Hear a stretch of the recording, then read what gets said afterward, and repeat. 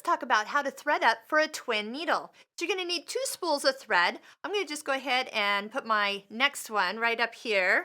And I am going to unthread the first one. When you come around with your hands, we're going to go ahead and take them in our hands together, go around the normal part. When you get right here, you're going to stop. Do you notice there's a little metal fin in there? We're going to go ahead and place 1 thread on the right side, 1 thread on the left side. That way they'll each get their own tensions. And then just put them in your hand together, thread the rest of the machine. Now when you get down to the needle, we are going to need to thread this manually. So the needle threader is not going to line up to the twin needle. Just do flat side to the back. This one happens to be 2.5 millimeters. Put a little tighten here. There we go. First thing we're going to do before we do anything is pick a straight stitch. I always start with a straight stitch. Go into the set menu and arrow down until you see twin needle. First thing, touch OK. That's going to put a little X in the box. Now you will move it to the size of twin needle you are using.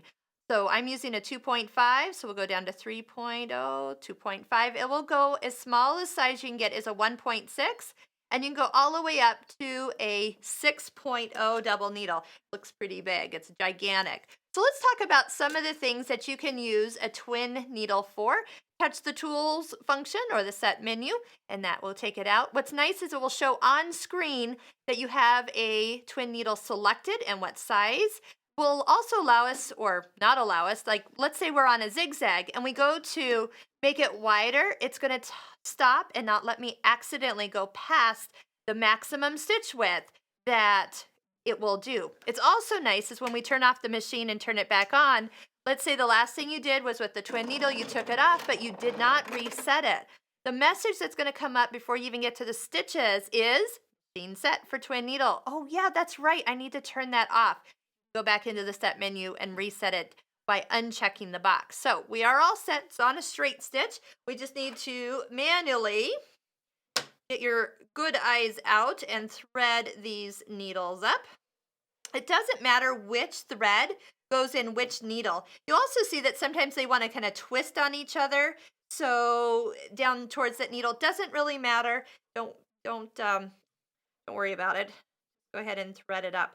Let's talk about some of the things you'd use a twin needle for. One of the most obvious is the like cover stitch, like on your t-shirts, you might see at the hem, there's 2 rows of stitching. This needle will simulate that type of look on a knit garment. Just go ahead and get the stretch version of these stitches and you can do that on a hem. So let's just go ahead. I'm going to start off and make sure I've got everything threaded up correctly with a few stitches here. I usually start off with some maybe slower than normal stitches. There's my locking stitches. You can really tell right away if you've got it threaded up incorrectly or not. Being that we're using 2 different kinds of thread, 2 different colors, it's really kind of fun. You can use the selective thread cutter with a twin needle. It'll work just great. So here's your 2 rows of stitches. On the back, it's going to look like a zigzag. Well, of course, because your bobbin is catching both needles and it's going back and forth, back and forth.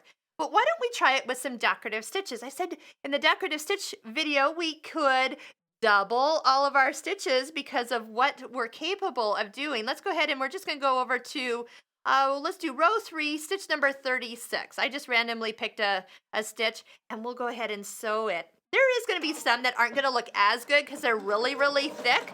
If you'll notice up here where they have a lot of like the stitches are close together, the satin stitches, sometimes that gets a little full with the twin needle. I like to stick to stitches that are more open, lacy, not so heavy, because all of a sudden you have a stitch that looks totally different. Also a little bit here, give you an idea. Oh, that's fun. And every time we do this, we see different combinations of stitches and colors. Because I've seen some where, you do a dark on one side and a light on the other, and you get a different look than something more like here, a blended color. We kind of have the purple and blue is very soft together. How about, I'm going to just randomly pick another stitch. I have no idea what it's going to look like. Let's see here. What should we do?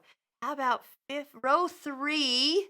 That one looks fun. Row 3, 52. So we'll pick row 3, 52. See, if I had all these stitches sewn out, I would know what they look like. So while you have your twin needle on, why don't you take some time and stitch out all your stitches one more time.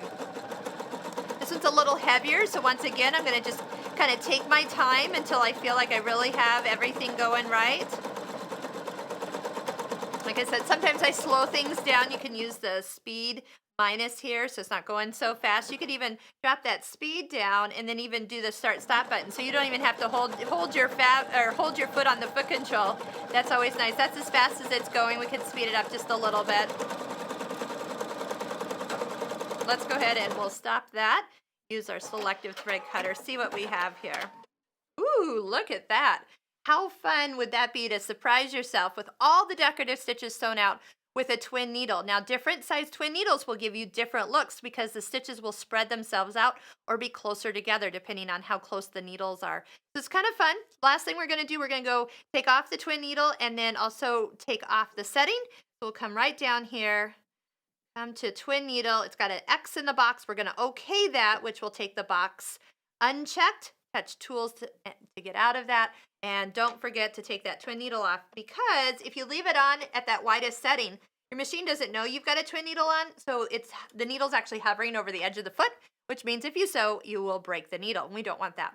So enjoy, have fun with all the extra stitches, and don't forget, they actually make triple needles too. What fun would that be?